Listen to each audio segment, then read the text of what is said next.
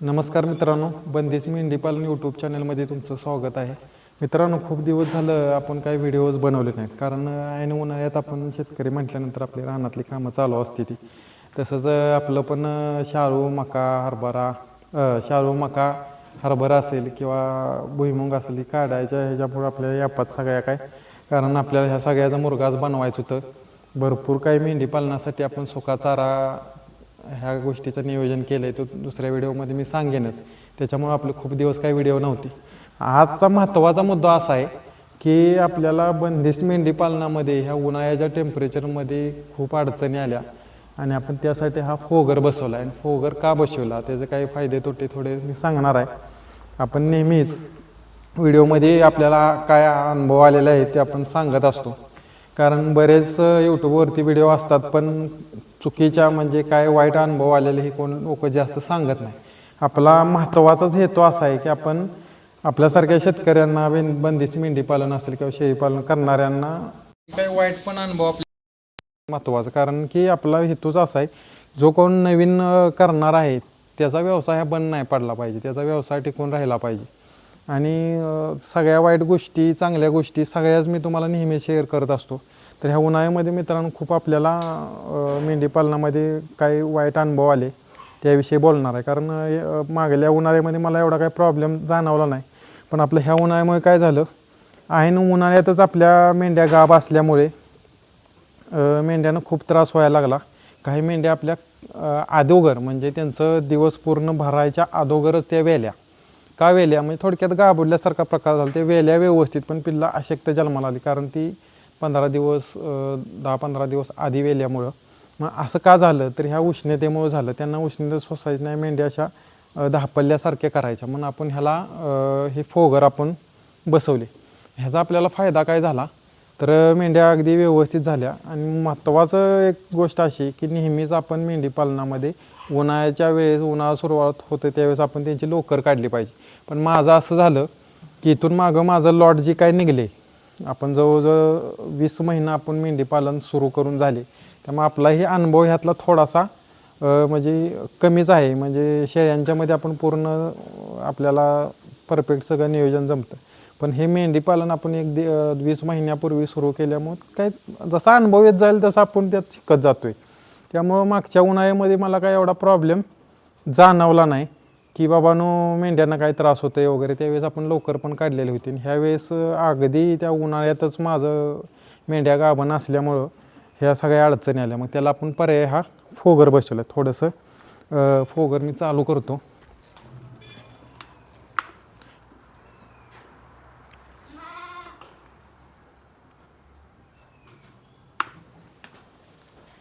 तर हे तुम्हाला फोगर दिसत असतील, ते आपण आडवाट तिरवाट म्हणजे एक ह्या बाजूला तोंड करायचं, म्हणजे उत्तर दक्षिण असं एक उत्तरेला तोंड असलं तर दक्षिणेला एक असं एक वर एक म्हणजे एकाड एक आपण त्यांचं फोगरचं तोंड केलेलं आहे. ह्याच्या कशासाठी तर कुठून जरी वारा आलं तरी पूर्ण आतमध्ये तो फवारा पसरावा, हे आपण नियोजन केलेलं आहे उन्हाचं. म्हणजे मी आणखी एक गोष्ट ह्या व्हिडिओमध्ये अशी सांगायची की प्रत्येकानं मेंढी पालन करणाऱ्या प्रत्येक शेतकऱ्यानं प्रत्येकानं असं डोक्यात ठेवलं पाहिजे की उन्हाळ्यात आपली मेंढी उन्हाळ्याच्या आधी म्हणजे जानेवारी फेब्रुवारी मार्चपर्यंत आपल्या मेंढ्या व्यायल्या पाहिजेत. अशा ह्यानं त्या गाभ घालवायच्या की बाबा उन्हाळ्यात त्यांना आपली पिल्लं झालेली असली म्हणजे आपलं टेन्शन नाही. असं जर करता तर प्रयत्न करा. आता नेहमीच माझं लॉट तुम्ही बघताय मेंढी पालनामध्ये बऱ्याच लोकांच्या बघा कधी पण मेंढ्या वेतात, आज वेल्या पुन्हा महिन्यानं 4 असं नाही. माझा सगळा लॉटमध्ये असतं. आता जवळजवळ माझ्या 8 ते 10 मेंढ्या वेलेल्या ते एकदम पूर्ण लॉटमध्ये एका आठवड्यामध्ये. असं नेहमी आपण हे करत असतो. इतकं आपलं लक्ष पाहिजे की सगळ्या अगदी शेळ्यांच्यात कसं आपण वेळेत आपण लॉट घालवू शकतो. आपल्याला ती मेंढ्यांच्यात थोडासा अडचणी येतात कारण ओळखत नाही मेंढ्या हिटवर आलेल्या. पण आपण नियोजन व्यवस्थित केलं बाबानो, गाभण मेंढ्या बाजूला काढल्या किंवा वेलेल्या परत आपण गाभ घालवणार ते बाजूला काढायच्या, त्यात मेंढ्या सोडणे बाबा वरचे आपण फार्ममध्ये येऊन आपलं लक्ष असलं पाहिजे.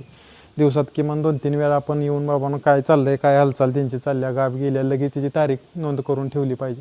ह्या जर गोष्टी केल्या तर एक साथ. आणि महत्त्वाचं मी नेहमी मागच्या व्हिडिओत पण सांगितले की मेंढ्या वेल्याच्या नंतर त्यांना बाबा डिवॉर्मिंग केलं पाहिजे. आता आज आपण ही जी तुम्हाला त्यांच्या अंगावरती टिकल्या गुलाबी दिसतात ती काय केलं तर आपण त्यांचं डिवॉर्मिंग केले. ज्या मेंढ्या वेलेल्या आहेत किंवा काय कच्च्या आहेत त्यांचं आपण डिवॉर्मिंग केले. आता इथनं पुढचा आपला दुसरा लॉट होणार आहे, कारण आता मेंढ्या आपल्या गाभ घालवायचे आहेत, काय वेलेले आहेत 8-10, तर त्यासाठी आपण ते डिवॉर्मिंग केलं. आता त्यांना लिव्हर टॉनिक असेल किंवा इथनं पुढं खुराकामधनं मिनरल मिक्सचर असेल, ह्या सगळ्या गोष्टी आपण देणार आहे.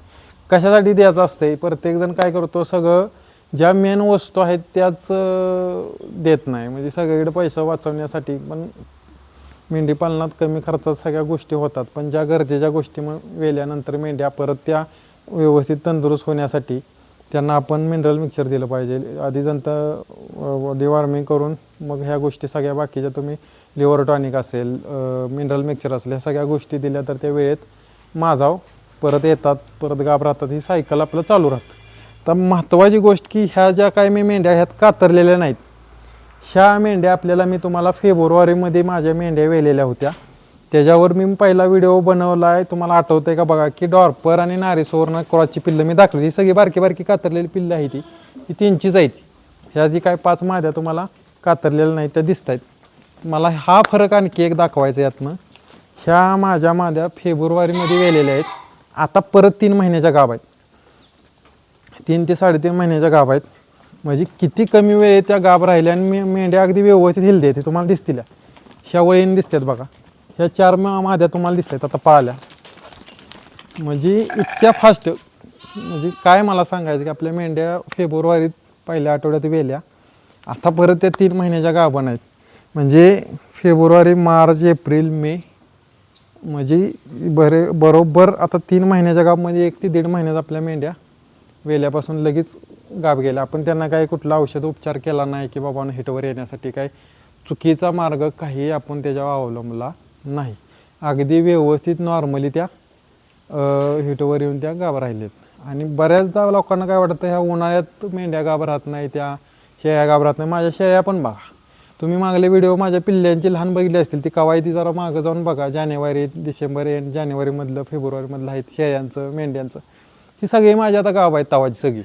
तर परत ह्या 1.5 महिन्यात पुन्हा 1.5 महिन्याच्या पुढे माझं तिसरं, त्यांचं यात चौथं, यात पुन्हा ती पुढली सायकल चालू. इतक्या फास्ट ही चालतं.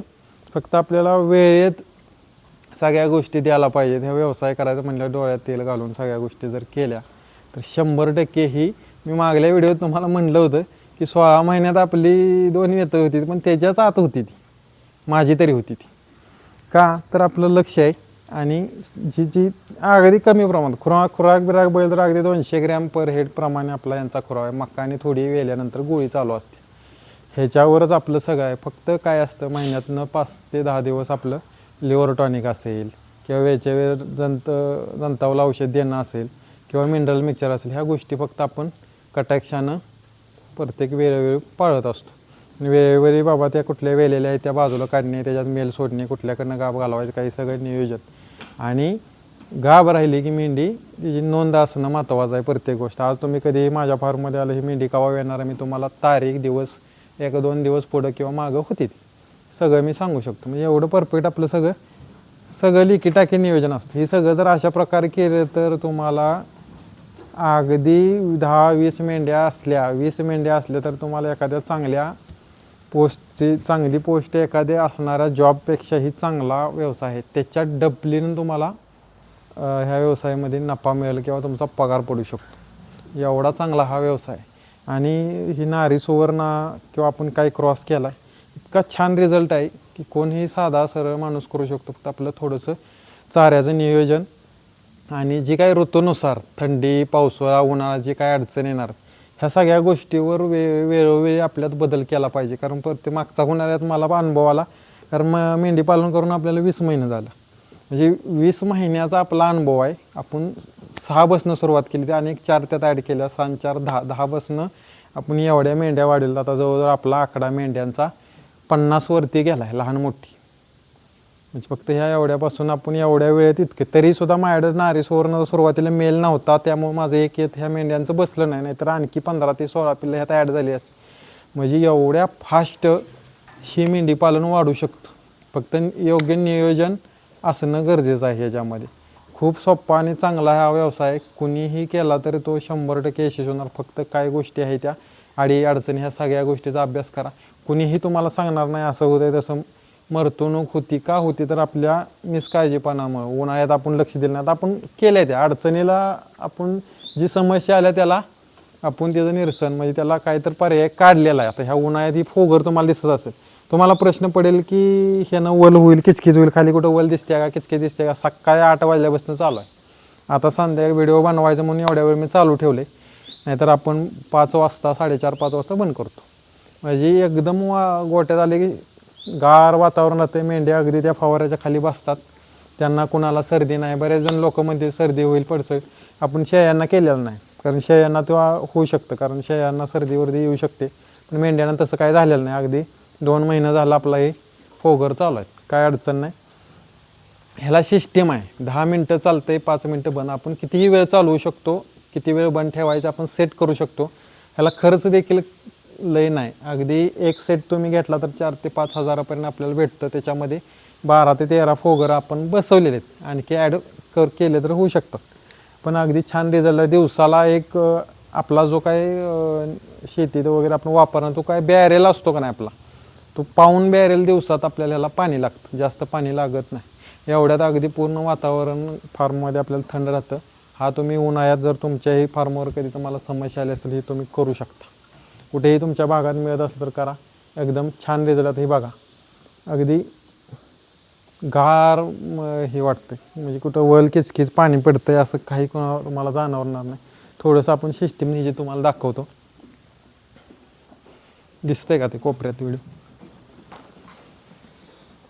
त्या तिथं छोटीशी मोटर येते आपल्या फिल्टरला, ॲक्वाच्या वगैरे असतं तशी, त्याला टायमर वगैरे असतो.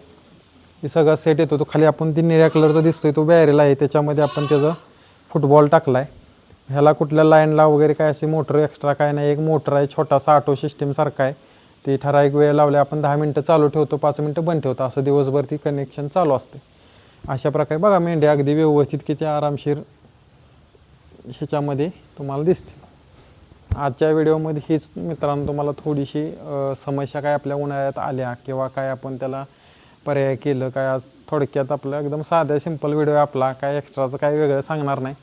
तर आपल्याला काय अडचण आली ते थोड्याशा आज या व्हिडिओच्या माध्यमातून सांगितलं. आता आपल्याला थोडा वेळ आहे, आपण हळूहळू बरेचशाच काय गोष्टी आपण ह्या उन्हाळ्यात 1-1.5 महिना केल्या, आपण व्हिडिओ का टाकले नाही, काय बाबा त्यात नियोजन काय, चाऱ्याचं काय केलं, काय काय केलं, ती सगळं मी तुम्हाला पुढच्या व्हिडिओत थोडं असं व्हिडिओच्या माध्यमातून सांगत आहे. आज इथंच थांबतो. धन्यवाद.